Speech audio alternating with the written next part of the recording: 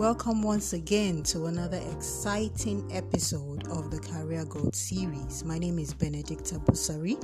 I'm a HR strategist and advocacy consultant. The Career Growth Series is a podcast basically centered on helping you have a perfect work-life integration, helping you build your social interaction both as an individual and as a team member, and helping you to have an overall positive outlook on life in general. Thank you once again for joining me. Over the past few weeks, we've been speaking about the different types of intelligence, and today we are going to be talking about your adversity quotient, also known as adversity intelligence. What exactly is adversity quotient? This is your ability to handle adversities, challenges, negative situations, and other situations that seem to be overwhelming effectively. You can also call it the science of resilience. We all know resilience is your ability to be able to, tough it up and overcome certain negative or adverse situations.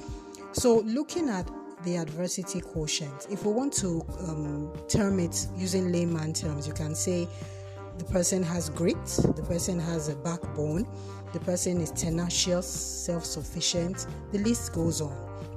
It's one of the most sought after characteristics of people in many facets of life.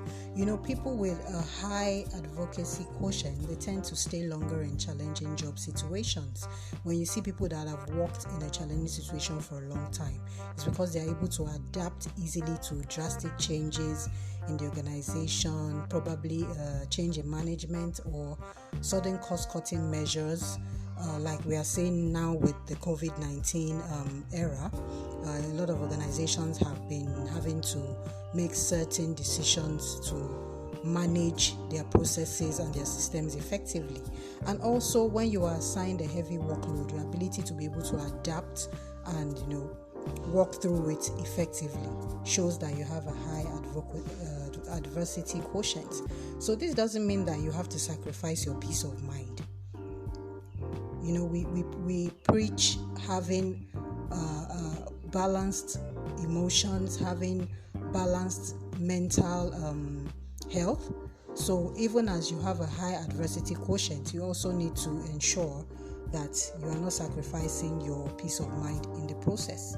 So I'm going to be giving you 4 ways in which you can improve your adversity quotient. The first one, identify your purpose.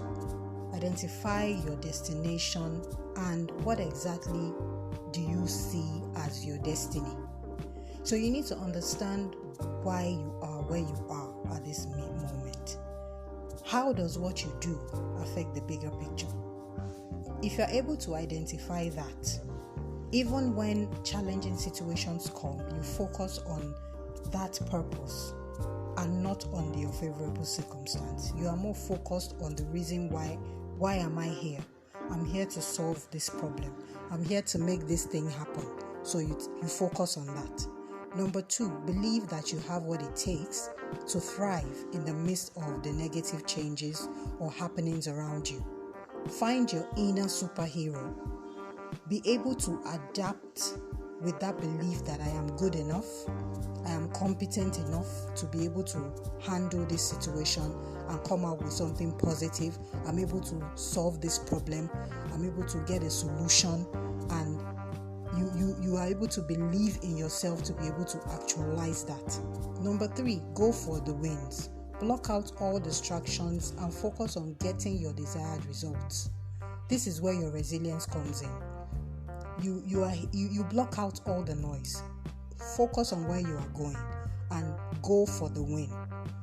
No matter the adversities, no matter the pressure that comes in when you're trying to solve a particular problem or you're trying to achieve a certain goal, you are hell-bent on making sure you win in spite of whatever distractions might come. And number 4, help lift others having difficulties adjusting to changes.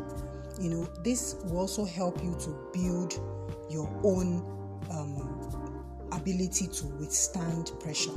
It will also help you to encourage yourself. When you are encouraging somebody else, you are indirectly also encouraging yourself, because you are advising them, oh, do this, do this, and you are also learning from the advice that you are giving.